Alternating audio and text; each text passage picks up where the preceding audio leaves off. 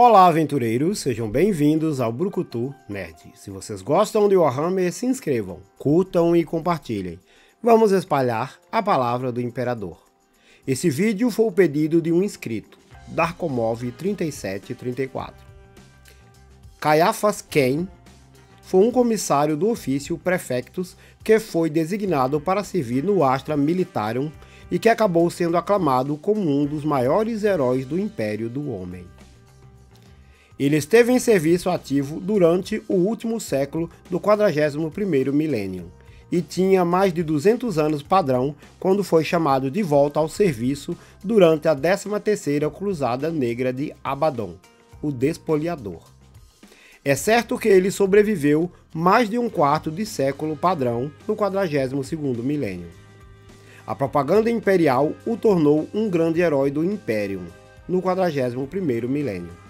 Embora, na verdade, como ele mesmo admitiu, ele estivesse focado principalmente em sua própria sobrevivência, durante sua longa carreira. Cain só queria paz, mas parece que a guerra e a glória o procuraram de uma maneira quase visceral. Entretanto, Cain diferia de muitos outros comissários imperiais, porque não sacrificaria seus soldados prontamente, e não tinham interesse em aplicar a disciplina selvagem pela qual tantos comissários eram conhecidos. Cain fazia o possível para evitar o combate real, mas geralmente era obrigado a fazê-lo para manter seu status de herói do Império, o que ironicamente o envolvia em situações mais perigosas do que qualquer um que ele normalmente teria visto como um simples comissário. Ele frequentemente se via preso às suas próprias desculpas, revelando os piores perigos de todos nos mesmos lugares onde buscava segurança. Ele foi responsável por muitas campanhas bem-sucedidas ao longo de sua carreira, e aposentou-se para se tornar instrutor de novos comissários imperiais na escola Progênio. Ele acabou morrendo de velhice e foi enterrado com todas as honras como um verdadeiro herói do Imperium. Apesar de sua morte e funeral, em algum momento na Era Indomitus, Cain ainda é oficialmente listado em serviço ativo pelo ofício Prefectus, devido a repetidos casos de Cain aparecendo vivo quando todos os relatos de sua morte já estavam totalmente arraigados no registro do Administratum. Como após seu pouso forçado em Pérlia e em Nusquam, o Departamento Monitorium eventualmente emitiu ordens permanentes de que ele deveria ser mantido na lista ativa o tempo todo, não importando quais relatos alguém recebesse em contrário. Como o Império não comete erros, Cain é sempre oficialmente listado em serviço ativo. No início do 42º milênio, as memórias privadas de Cain foram publicadas entre os membros da Inquisição. Elas foram sequestradas por ordem da Inquisição e mantidas e organizadas como arquivo de Cain, pela inquisidora Amberley Veil, da Ordem Xenos. Com Cain teve muitos encontros ao longo de sua carreira e compartilhou um relacionamento pessoal e profissional próximo. Veil editou as notas caóticas de Cain, e usando informações de fontes adicionais, como as memórias de seu autoproclamado protegido, o general Valhallan Genet Sulla, publicadas apenas para uso interno da Inquisição. Relatos em primeira pessoa de várias missões de Cain, muitas vezes anotados por ela mesma. Vale a pena notar como a Inquisidor Veil fez em notas de rodapé ao longo das suas memórias que Cain era um mentiroso e dissimulador habilidoso. No entanto, sua narrativa é revigorantemente honesta em relação às suas deficiências, e até mesmo, de acordo com Veil, excessivamente modesta ao registrar suas vitórias contra os inimigos do Império. O arquivo de Cain não foi um livro de memórias intencional. Cain aparentemente o escreveu apenas para organizar seus próprios pensamentos, e de fato esperava que qualquer inquisidor que o encontrasse após sua morte o apagasse por completo. Não deve ser confundido com seu livro de memórias público oficial. A Inquisidor Veil observou que este último não só fora muito menos sincero do que o arquivo de Cain, mas também comparativamente muito mal escrito. O histórico de Ken na escola Progenium, onde foi educado e treinado, mostra que suas notas estavam abaixo da média em tudo, exceto em esportes e treinamento de combate. Ele também tinha um histórico disciplinar limpo, mas isso provavelmente significa que não era pego com tanta frequência em mau comportamento. Ao longo de seu serviço no comissariado do Officio Prefectus, Ken parece ter servido predominantemente com regimentos recrutados no mundo gelado de Valhalla. Ken começou seu serviço como comissário da 12ª Artilharia de Campanha de Valhalla, no ano de 919 no 41º milênio. Aparentemente como comissário vinculado à bateria de comando, mas logo assumiu funções em todo o regimento. Seu primeiro posto de batalha veio ainda em 919, no 41º milênio, onde defendia o mundo de Desolatia, onde o regimento estava se defendendo contra um ataque de orcs. Mas logo eles se depararam com uma frota de colmeia dissidente tiranides, contra a qual resistiram até que uma frota da Marinha Imperial chegasse para resgatar as forças imperiais restantes no planeta. Durante o desembarque tiranide, Ken tentou uma deserção total em um tanque salamandra, apenas para correr diretamente para uma força de flanco previamente despercebida dos tiranides, incluindo um Hive Tyrant da colmeia. Seu relatório de contato em pânico e retirada desesperada de volta para as linhas foram mal interpretados, de acordo com seu próprio relato, como uma missão de reconhecimento heroicamente bem sucedida e manobra de isca, pintando assim os primeiros traços de sua grande reputação.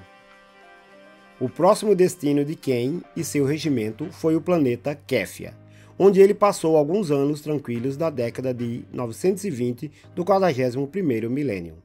E a única grande batalha da qual participou foi auxiliando os Enforcers local, que se autodenominavam Custodes, embora o título não tenha relação nenhuma com os adeptos Custodes de mesmo nome.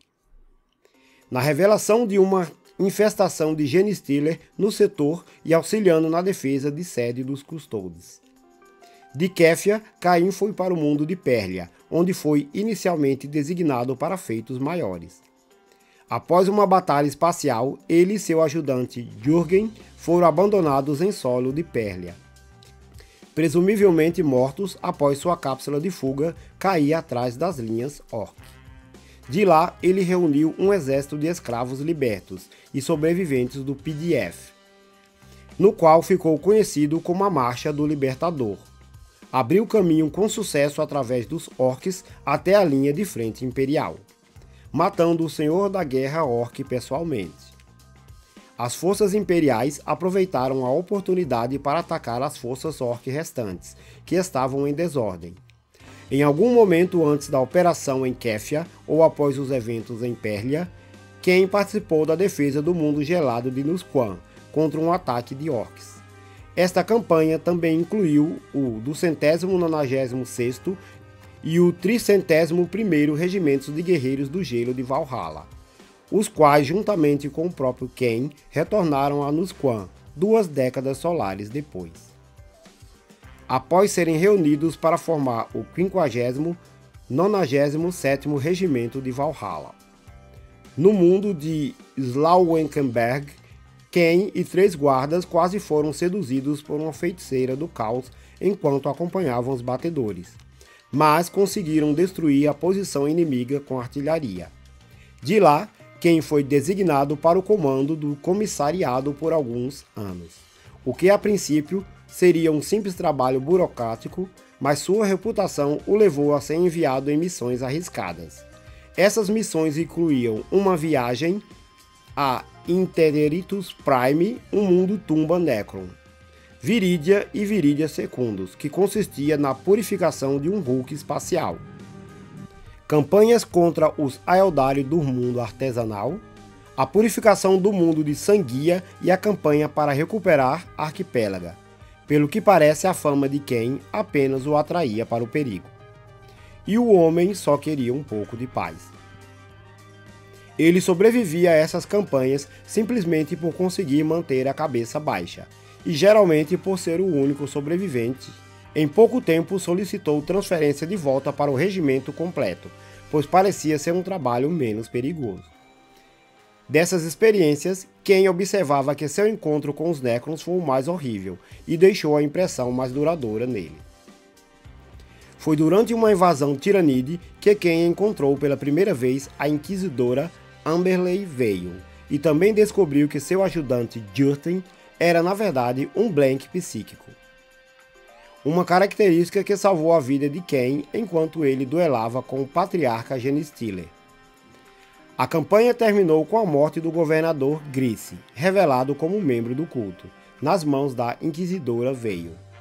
Após lutar contra os Xenos, Hrud e Skewi e os Orcs em Castafori, Ken chegou a Andumbria, onde ajudou a descobrir um ritual do caos e a se defender contra o desembarque de forças do caos.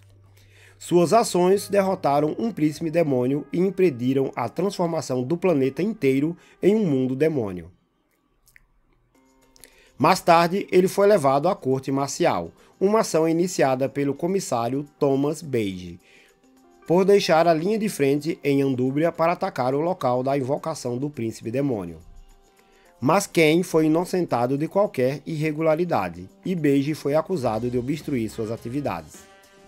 Beige foi posteriormente absolvido após Ken testemunhar que Beige era incompetente, mas tinha boas intenções e estava tentando cumprir seus deveres como acreditava. Ken foi convocado para ajudar na pacificação de Lentônia. Eles chegaram quando a batalha assumiu uma nova e sinistra forma. Uma estranha praga assolava o Astra Militarum, e os habitantes locais, e aqueles que eram mortos por ela se levantavam de seus túmulos para atacar os que ainda estavam vivos. Tentativas de criar uma vacina funcionaram em laboratório, mas falharam quando usadas em infectados. Ken notou que um corte sofrido por Jurten em um dos fantasmas havia cicatrizado completamente, enquanto ferimentos menos graves causados por suas garras infeccionadas em outros. Ken percebeu que havia um fator físico e um fator do Immaterium na praga sobrenatural, e que a natureza vazia de Jurten havia bloqueado o segundo fator, permitindo que ele se curasse normalmente. Por sugestão de Ken, uma vacina foi abençoada por um hierofante da eclesiarquia, e então se mostrou totalmente eficaz. Enquanto carregavam a vacina abençoada para ser colocada em projéteis de artilharia para uso contra os Revenants, Ken e Jurten encontraram o culto do caos Nurglita, que controlava os Revenants e os destruíram. Em meados dos anos 900, no 41º milênio, Ken deixou o serviço regimental para se tornar oficial de ligação comissariado no Estado-Maior do Lorde General Zivan. Assim como seu posto de comando anterior, não era exatamente o trabalho burocrático que ele esperava. Ken acompanhou reforços até Quadravidia, então sob ataque dos Tau, e esteve presente quando estes solicitaram uma trégua para lidar com uma frota colmeia Kraken. Ken então acompanhou Zivan e um emissário Tau até Fecundia para coordenar as defesas daquele mundo. Em outra ocasião, Ken foi forçado a uma aliança temporária com uma súcubo Drukhari, quando uma força tirânide atacou o mundo em que ambos se encontraram. A súcubo tentou capturar Ken para aumentar sua posição no culto, mas ele a enganou no duelo resultante e a matou. Ele então ordenou um ataque aéreo para destruir o portal da Webway que o culto Witch havia usado para chegar ao planeta. As ações de Ken no mundo de Pérlia voltariam para assombrá-lo em duas ocasiões durante os 80 anos padrão entre o primeiro e o segundo cerco daquele planeta. O primeiro ocorreu durante a campanha em Periremunda, quando Ken descobriu que a Ordo Xenos e os Adeptos Mecânicos estavam trabalhando em um projeto secreto em torno de um artefato conhecido como Luz Sombria. Esse artefato incomum, que antecedeu a existência da própria humanidade, ativou os poderes de psíquicos latentes e potencializou os poderes dos já ativos. A Luz Sombria estava guardada em um santuário secreto do Mecânicos, localizado dentro da represa hidrelétrica no Vale de Demônios, no continente oriental de Pérlia.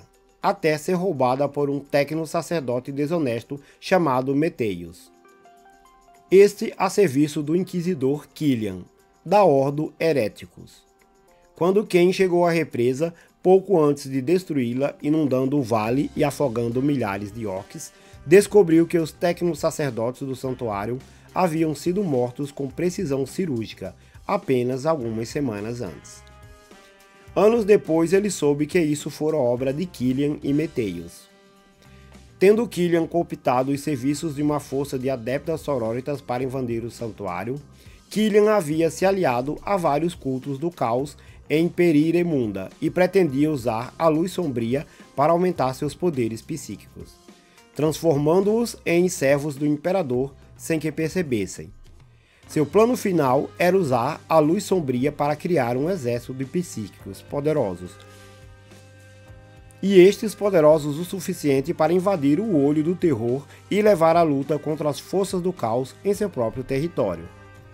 Um plano que outro psíquico considerou que poderia ter causado a destruição da galáxia.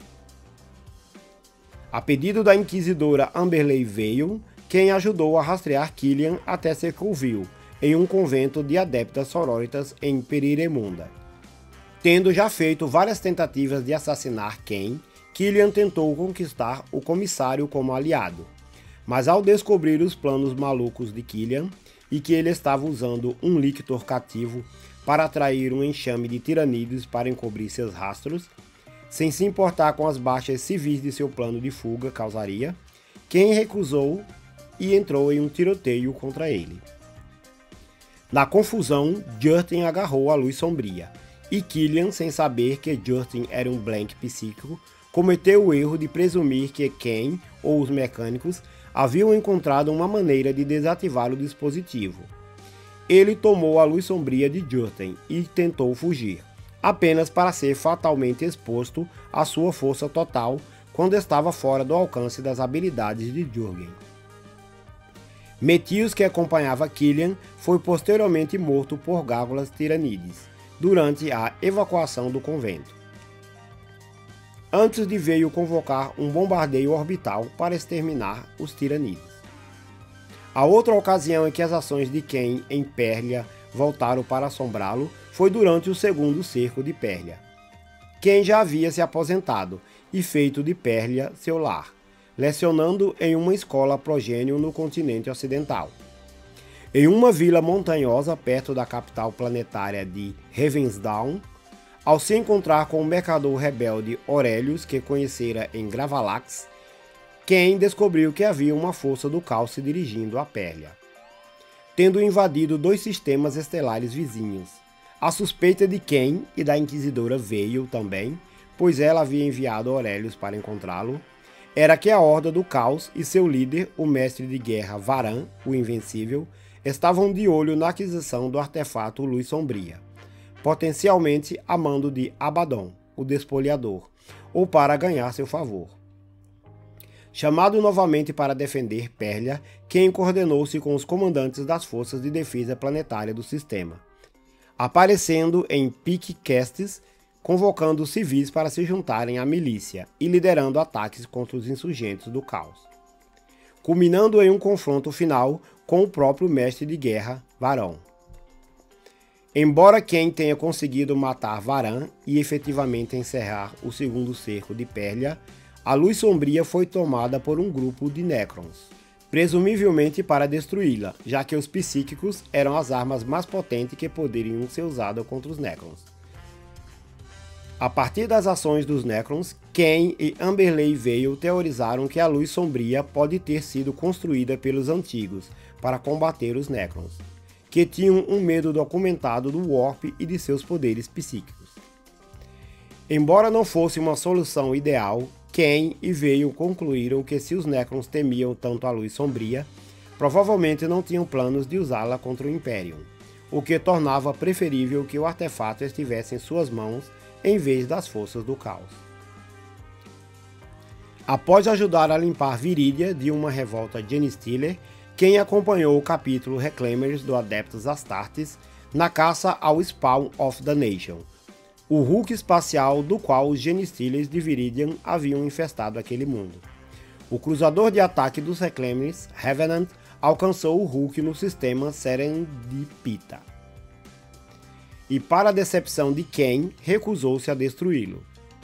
Em vez disso, os Reclaimers e seus aliados próximos do Adepto Mecânicos partiram para abordar o Hulk, limpá-lo de sua população Genestealer e coletar sua recompensa de preciosa arqueotecnologia. Kane embarcou no Hulk com eles, mas um contra-ataque Genestealer separou ele e Ferric Jurgen do grupo de abordagem, forçando-os a tomar uma rota mais longa de volta à cabeça de praia dos fuzileiros espaciais no Hulk. No caminho, a dupla descobriu que os Genestealers não eram a única ameaça Xenos que habitavam o Hulk. Os Orcs haviam embarcado no Hulk em seu destino anterior, e estavam ocupados estabelecendo uma base e convertendo os restos escavados em material de guerra. Os Genestealers responderam à chegada dos Peles Verdes, formando discretamente uma força de sentinelas orcs com a maldição genética dos Genestealers. Kane provocou um choque de armas em larga escala entre as duas espécies Xenos antes de escapar do Hulk, abrindo o caminho para os esforços de resgate dos reclamadores. A arqueotecnologia recuperada foi levada para o mundo Forja de Fecundia para análise, juntamente com espécimes cativos dos próprios Genestealers. Em outra oportunidade, Kane se viu em uma luta com duas forças coletivas dos Tiranides, uma da frota Leviatã e outra da frota Kraken, e percebeu que ao invés delas unirem forças contra o Imperium, elas entraram em combate uma contra a outra.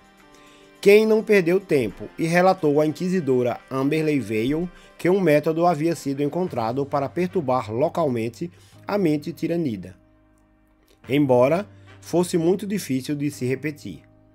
Ele percebeu que ao replicar o padrão psíquico de uma mente colmeia, poderia interferir em outra mente colmeia, cortando assim a comunicação entre eles e os deixando cegos e sem controle. Kane passou os anos após seu serviço durante a 13ª Cruzada Negra, ensinando na escola Progenium em Pérlia, e escrevendo suas memórias. Tanto sua memória pública, intitulada To Serve the Emperor, a Commissar Life, traduzindo, para servir o Imperador, a vida de um comissário, quanto o arquivo secreto sobre a vida de Kane, que a Inquisidora Vale descobriu entre seus colegas. Kane provavelmente morreu em algum momento do primeiro ou segundo século do 42º milênio, e é a única pessoa na galáxia conhecida a permanecer na ativa do Astra Militarum, mesmo após ser enterrado com todas as honras militares. Isso é resultado de uma confusão nos registros do Departamento Monitorum durante o primeiro cerco de Pérlia, no qual Kane foi listado como morto em combate até algum momento após retornar ao seu regimento no final da campanha. Esse padrão de retornar vivo após ser declarado morto ocorreu com tanta frequência durante a carreira de Kane que o Monitorum emitiu uma decisão especial de que Caiaphas Kane jamais deveria ser considerado morto, apesar das evidências em contrário. É interessante notar que há uma pequena seita nos regimentos Talarn Desert Raiders do Astra Militarum que considera Kane como um canal físico da vontade divina do Imperador. Existe até um texto religioso do culto imperial dedicado a Kane, chamado Livro de Kane. Este foi escrito por Alen Mahat, um soldado que acompanhou o comissário Beige em sua tentativa equivocada de prender Kane. Mahat testemunhou o desafio de Kane e a derrota do príncipe demônio Emily, cuja mera presença fez até mesmo os fuzileiros espaciais do caos se renderem. E como a maioria das pessoas, ele não conseguiu entender a contribuição de Ferric Jurgen para a vitória de Kane, já que ele era um vazio psíquico. Embora Kane tenha realizado atos nada menos que heróicos em seu longo serviço como comissário, eles sempre foram, como ele mesmo admitiu, feitos com relutância. Kane foi descrito como um espadachim excepcional, que tinha até o respeito do Adeptus Astartes, uma habilidade que sem dúvida vinha de um tipo de experiência de combate que nenhuma quantidade de prática poderia emular. Nas palavras da inquisidora Amberley Veio, embora ele ainda praticasse suas técnicas, em suas memórias, quem descreveu sua habilidade com a Chainsaw Sword como habitual e instintiva. Em pelo menos 2 ocasiões, um comissário rival desistiu de um duelo proposto com Ken ao perceber o estado desgastado de sua espada. Ele também era habilidoso o suficiente com uma Las Pistol para atingir seu alvo com precisão, muito além do alcance operacional aceito da arma. A maioria das imagens dele, no entanto, o retratam incorretamente empunhando uma pistola Bolter, uma arma que ele considerava impressionantemente destrutiva, mas que consumia muita munição para ser confiável. A única exceção ao hábito de Ken de tentar evitar o combate era quando a feitiçaria estava envolvida. Se ele descobrisse a presença de um feiticeiro ou de um culto do caos feiticeiro em seu teatro de operações, ele sempre caçava e eliminava resolutamente esses hereges o mais rápido possível. No entanto, em suas memórias, Ken descreveu esse impulso não como bravura nem zelo, mas simplesmente como a crença de que não há como escapar dos horrores que a feitiçaria bem-sucedida pode produzir. A única maneira de realmente se proteger da arte do Warp é encontrar e exterminar aqueles que a impunham, antes que seus planos deem frutos. Embora tenha alcançado um nível de realização e antiguidade que facilmente justificaria o título de Lorde Comissário, Ken desdenhava o termo e se recusou a ser chamado assim. Embora Ken acreditasse na divindade do Imperador da Humanidade, ele o considerava uma divindade distante, ocupada demais com preocupações de escala galáctica para zelar pelo bem-estar de qualquer adorador individual. Ele tinha pouca paciência com os excessivamente piedosos, como as irmãs de batalha e certos colegas comissários, achando tais incomodadores do imperador, desagradavelmente sem humor e hipócritas. Pior ainda, ele os considerava perigosamente propensos à idiotice tática, baseada no que imaginavam ser mandamentos do imperador. No entanto, Ken sustentava que certos problemas eram da competência legítima dos sacerdotes.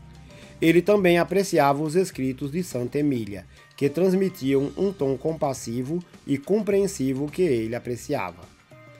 Ken possuía um alto grau de perspicácia social, que ele usou ao longo de sua carreira para reforçar sua imagem pública como herói do Império. Seu profundo conhecimento da psicologia humana prática o levou a ser muito mais frouxo em relação à disciplina do que seria de direito como comissário. Os soldados de Valhalla, por exemplo, aclimatados ao frio, tinham permissão para certa leniência em suas vestimentas, como uma concessão às temperaturas desconfortáveis que experimentavam em climas não congelantes. Ken sempre tentou encontrar uma maneira de evitar a execução de soldados e preferia dar advertências amigáveis a punições diretas. Ken admite que isso era para cultivar popularidade e dar aos guardas um incentivo para tentar mantê-lo vivo. Seja qual for o motivo, os regimentos de Ken tendiam a ter moral elevada, sem necessariamente comprometer a disciplina ou a eficácia do combate. Ken ainda participou de dezenas e dezenas de combates aos quais conseguiu sair vivo e quase ileso. Muitos acreditam que foi sorte, mas sabemos que no mundo de Warhammer a sorte é de pouca valia, e a habilidade e resiliência frente aos combates são de um valor inestimável. Nos ajude. Faça um Pix de qualquer valor. R$1, R$2 será de uma ajuda monumental. Qualquer valor mesmo. Qualquer ajuda é mais do que bem-vinda. Nos ajude a manter o canal funcionando. Se você chegou até aqui, digite Ken nos comentários. É um gesto simples, mas de extrema importância para o canal. Se você gostou, considere se inscrever, curta e compartilhe. Vamos espalhar a palavra do Imperador.